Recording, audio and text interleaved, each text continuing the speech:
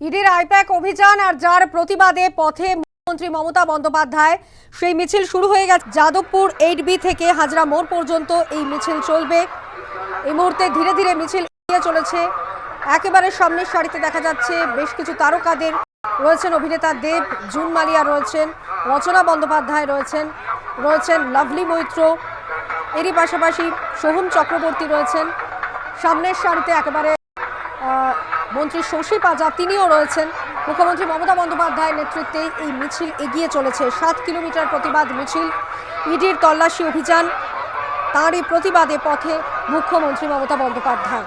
এই অভিযানকে কার্যত অনৈতিক বলে বারবার সরব হয়েছেন মুখ্যমন্ত্রী, এবং এই অভিযোগকেই সামনে রেখে রাজপথে মুখ্যমন্ত্রী। দেখাচ্ছি সেই ছবি।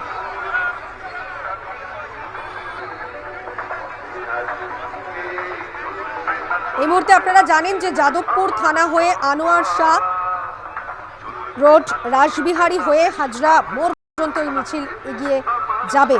এই মুহূর্তে আনোয়ার শাহর সামনাসামনি রয়েছে এই মিছিল, আনোয়ার শাহ রোডেই রয়েছে এই মিছিল। এই মিছিল ধীরে ধীরে এগিয়ে চলেছে, হাজরা মোড় পর্যন্ত এই মিছিল চলবে এবং তারপরেই বক্তব্য রাখবেন মুখ্যমন্ত্রী মমতা বন্দ্যোপাধ্যায়।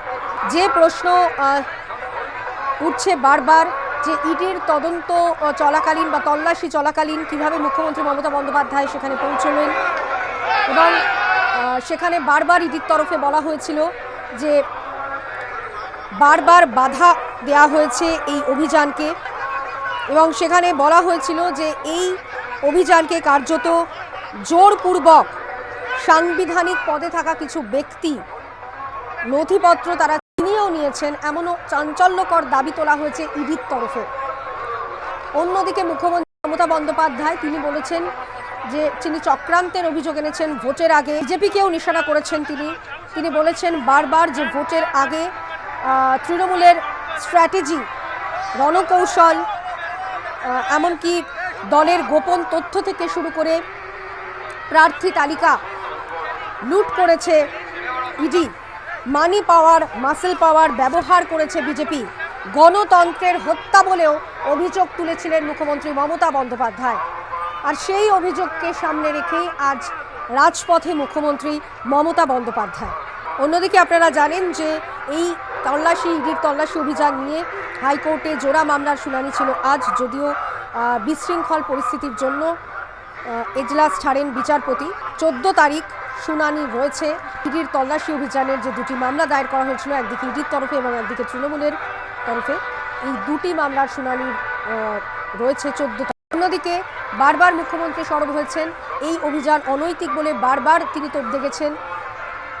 অন্যদিকে অভিষেক বন্দ্যোপাধ্যায়ও চড়া আক্রমণ সানিয়েছে আজ, এবং সেখানে তিনি বলেছেন যে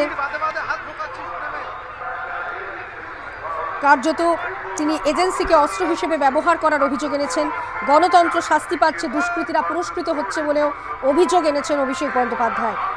এবং মমতা বন্দ্যোপাধ্যায় গতকাল থেকেই সরব হয়েছেন, একেবারে রণংদেহী ভূমিকায় দেখা গিয়েছে মুখ্যমন্ত্রীকে।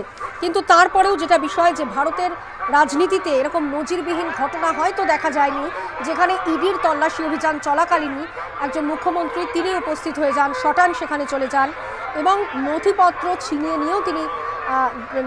নিয়েও তিনি বাইরে বেরিয়ে আসেন। অবশ্যই তৃণমূল কর্মী সমর্থকদের জন্য একটা বার্তা, একটা উজ্জীবিত হওয়ার বার্তা অবশ্যই, এমনটাই মনে করছে